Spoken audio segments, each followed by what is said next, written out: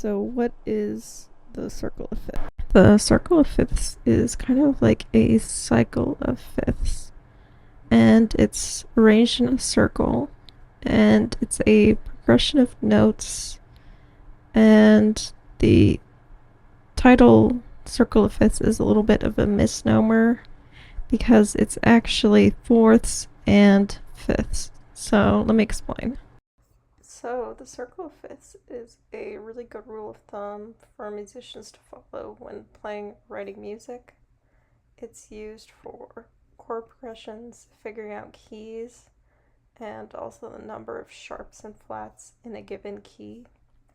Musicians and composers use the circle of fifths to understand and describe the musical relationships oh my god, among the selection of the pitches in the song.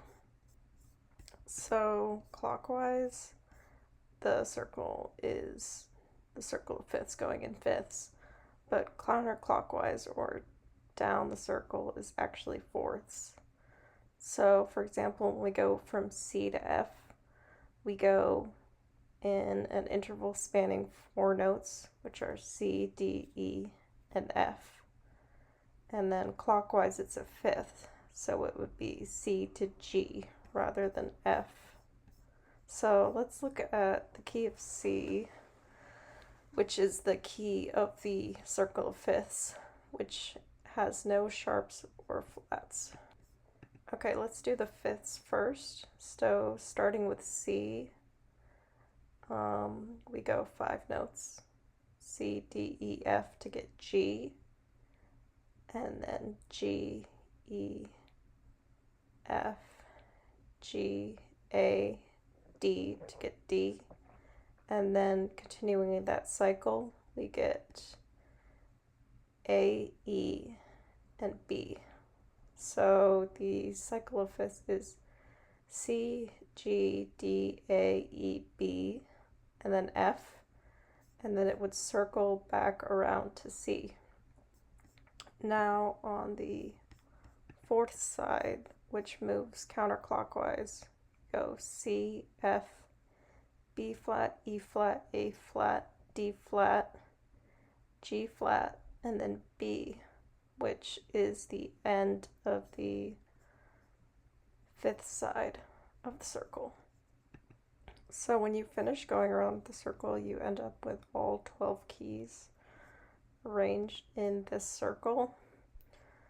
There's some interesting patterns, I guess. So you'll notice that the circle is kind of mirrored. So opposite to one of the scales is going to be I don't even know what you would call it, but it'll have the same root note. And then another useful thing is directly opposite of a key, the other key will add up to 6 accidentals. So, for example, A major is directly opposite to E flat major. A major has 3 sharps and E flat major has 3 flats. So that's pretty useful information. So while we're on this topic, we can talk about using the circle of fifths to figure out the key signature you're in. So the right side of the circle is going to show you the sharps, and the left will show you the flats. So we all know that the key of C has no sharps. The key of F has 1, and the key of G has 2. So for the key of F, the first sharp is G, and then for the key of G, the first 2 sharps are G and F, and that cycle continues. Now on the flat side, it's basically the same pattern. So to figure out the key you're in, you go back 1 flat, except you remove the key of F. So for F major, that would have 1 flat, and the first flat would be C. And then for B flat major, it would have two flats, and those would be C and F. And that cycle also continues. So you can also use the circle of fifths to understand and write chord progressions. So I'm just going to talk about two chord progressions. One of the most popular chord progressions in Western music is the 1-4-5 chord progression, which is used in a lot of rock and pop songs.